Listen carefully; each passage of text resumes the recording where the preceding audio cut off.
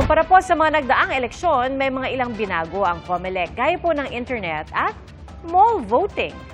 Ating saksihan. Alas 6 na umaga ang simula ng botohan nung nakaraang eleksyon.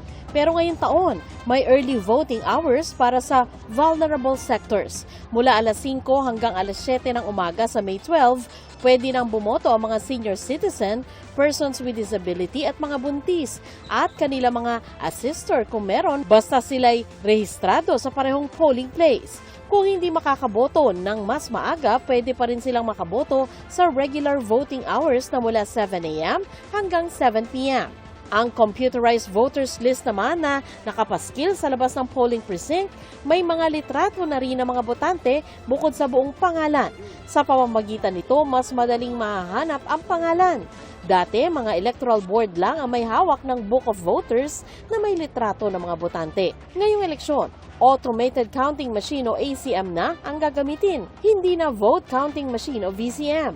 Pagdating sa pag-shade sa bilog, matatanggap na bilang boto kahit gatuldok ng isang marking pen. 15% shade lang ay maaari nang mabilang mula sa dating 25% pataas na shading sa balota. Sa ating palagay, kung yung mismong tuldok na yan ay nabibilang, hindi na po magkakaroon ng duda pa. Ngayon po, lowest in the history of the automated election system ng ating bansa ang 15%.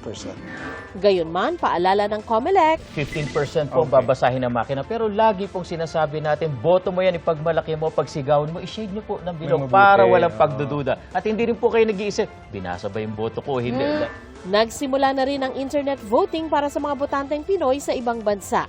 Online voting and counting system ang tawag dito ng COMELEC na unang beses ginawa sa kasaysayan ng eleksyon sa Pilipinas. Simula nitong April 13, 24/7 pwedeng bumoto ang mga overseas voter at matatapos alas 7 ng gabi sa May 12, oras sa Pilipinas.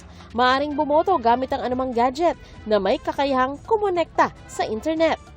Isa pang bago kumpara noong eleksyon 2022, maaari nang bumoto ang ilang botante sa piling malls sa bansa.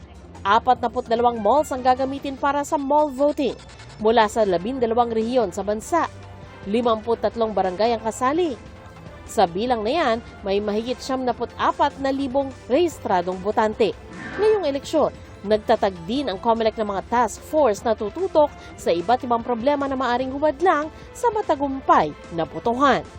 Para sa GMA Integrated News, ako si Sandra Aguinaldo, ang inyong saksi. Mga kapuso, maging una sa saksi. Mag-subscribe sa GMA Integrated News sa YouTube para sa iba't ibang balita.